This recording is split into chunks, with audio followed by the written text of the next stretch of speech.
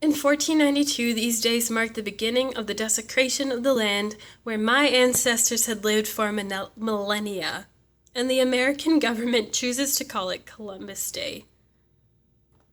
My friend Brian Thompson posted that as a status the other day, and the feeling word he used on his Facebook status is feeling sick. And I thought that was such a great word to use in because of many reasons. And one that I think of specifically is how I felt when my grandmother passed away. I felt sick. I felt sadness. I felt every hurt feeling in the world. And my mom chose to validate those feelings. She said that I was not wrong in feeling those. And I think the greatest thing is that no one ever told me to get over it. As an Indigenous child growing up, going through the American public school system, I was not taught the history of my people, or at least not the full history.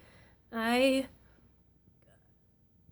learned so many different things, and I focused on the heathen things, the savage things, and soon enough, throughout high school, I began to not want to be Native American. I just wanted to be white, and that took a really long time to understand that.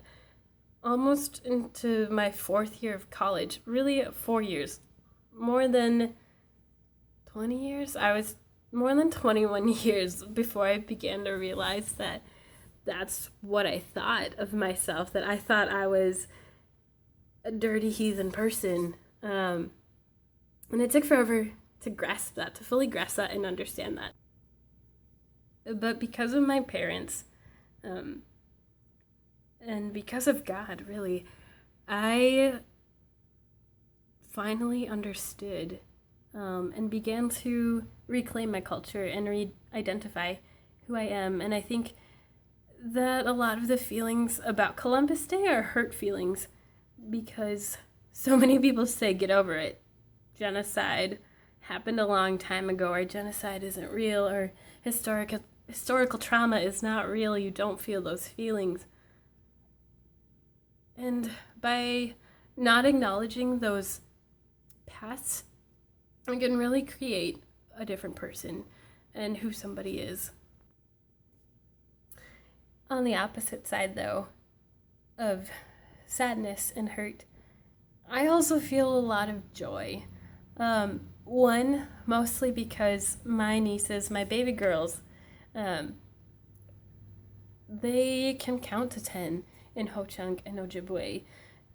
Even if that's just a small fraction of what they can do, I think it's really cool that languages have survived.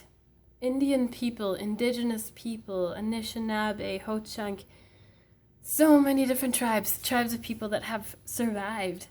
And they're passing on different types of knowledge to their children and to their grandchildren. And I think that deserves a lot of recognition.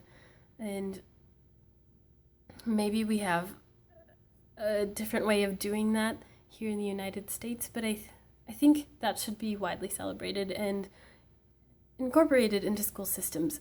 The trends of American people, Indian American people, Native American people, Indigenous people who have survived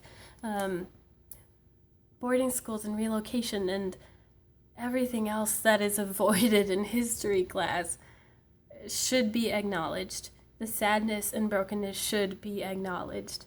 And all the other things, the joyful things, should be celebrated. And lastly, it is my hope and my prayer that my baby girl, my oldest child of my sisters, biologically, but we all know she's my kid, Chante Skuya, sweetheart, is what her name means. And my grandma named her. I just really hope that she does not feel the pressure to shorten her name or give herself a nickname to make it easier for other people to pronounce. I hope that she can hold on to who she is as a beautiful little girl, and that she can live that out in her life and not feel ashamed for having a name that is 10 letters long. and 4 syllables, Chante Squigga. Yeah, it's really not that hard to say. And I hope that the people she meets in life will be open to understanding that. And with that, I hope that on Columbus Day, in years to come, if that's still what it's called, that we can acknowledge those feelings of hurt and mourn with the First Nations people of this continent.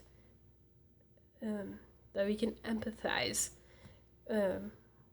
with them, with us. I don't know how you say that, but that's what I hope. And I hope you're also having a great day. So do that.